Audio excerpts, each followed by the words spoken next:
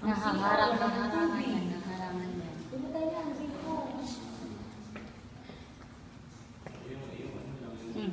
Say hi. Nabubisit na yan. Sa totoo lang yung mga ayan nakabul na yan. Nabubisit na kaya yan kanina. Kasi hindi rin sila makapagpahingi. Tapos hindi din yun yung makawa kayo ng kaso din yan.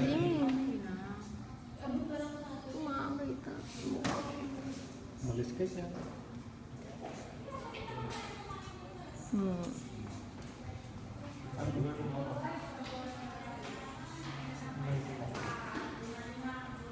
Tatarang kasi kuya kasi yung nag-deliver niya ng magkano yung mag-shoulder niya.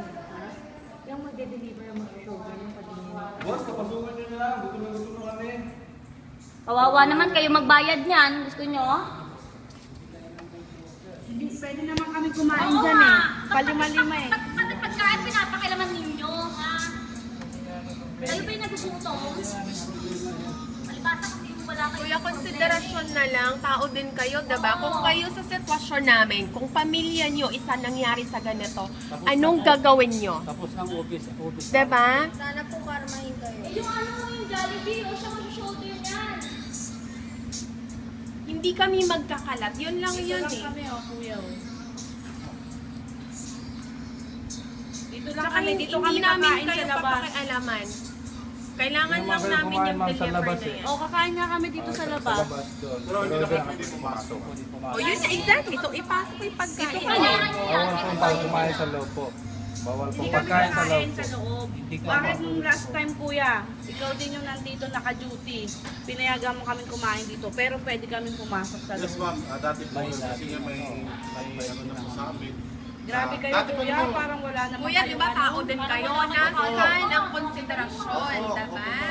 Tao po, Paano kung isa sa anak mo nangyayari to, isa asawa mo, isa sa ganito, diba? Anong gagawin mo? Ito po ah. Diba? Ito po ah. Alam ko trabaho lang yan. Oo, Alam ko trabaho trabaho lang. I totally understand that. Oo. We need the food. Nagugutom ka din, diba? Pwede kayong kumain. O, sige. May pantry kami. Kakain kami dito. Hindi Dito kami nga kakain. dito. Oo nga Bawal kuya, na. pinakain nga kami nung last time pinakain kami sa pantry, Opo, pero ma'am. pwede kaming magstay kasi may Ah, hinihintay sa ma'am, kami. Hindi na po pwede. Grabe naman kayo kuya, parang wala Utos naman lang po kayo. yan ma'am. Hindi kami namimirsal sa inyo. Utos sa Hindi amin. nyo ba alam yung pinapasal sa inyo galing sa amin? Alam namin ma'am. O, alam nyo pala eh. Utos po sa amin. silang Eh pakialam. ngayon, kung mawala ako sa trabaho, pakakainin mo ako. Kahit na. O, hindi ba? Pag matatanggal ako sa trabaho, kaya mo ba akong pakainin pamilya ko? Eh ayun, paano naman yun? Paano Pwede naman nga kayo yun? kumain. Doon, may pantry kami. So, i-release namin yung lahat ng pera namin, all 5 million, para lang sa'yo? Ay, grabe.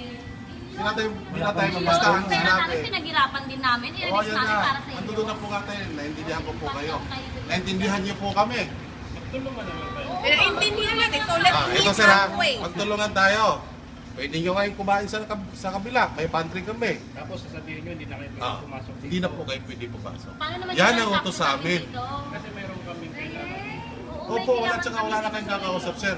Nag-uwian na po lahat. Ano po ba gusto nyo kakausapin nyo?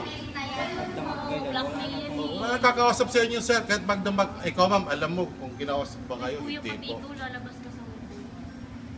Oh, wala problema ma'am. Pinaliwanag ko po sa iyo kung ano ang nasa amin. Kaya nga, lahat kayo damay. Ay, wala problema. Idaman niyo po ma'am. Trabaho namin to. Oo, sa totoo Oo, lang. totoo ma'am. Obstruction of justice ang ginagawa nyo, pinagtatakpan nyo, ano kayo, nagtatrabaho kayo sa mga kriminal. Okay na po ma'am. Ayos na po yan. Oo, Huwag mo hawakan! Huwag na huwag mo akong hahawakan! Huwag na huwag! Hindi Huwag kita mo akong hinahawakan. tutulungan. Huwag mo akong hindi mo ako pinapalamon ha? Kliyente Ikaw, kami pinala- dito. Pinapalamon. Kliyente kami dito. Hindi mo ako pinapalamon! Sige, doon na kayo sa Wakan loob. mo, wakan mo. O, wag mo kami sasaktan. Eh, pag Opo. gusto lang namin dito. Isarado po namin ma'am. Naintindihan niyo po?